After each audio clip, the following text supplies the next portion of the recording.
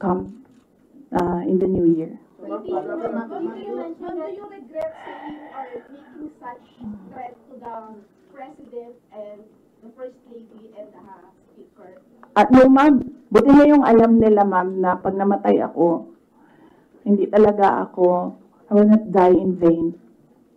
You mentioned the 2028 presidential elections, that all of the attacks of the Marcos government to you now is all connected to 2028. But the last time, the sitting vice president, a very popular sitting vice president, was investigated for corruption allegations and refused to respond in the public forum.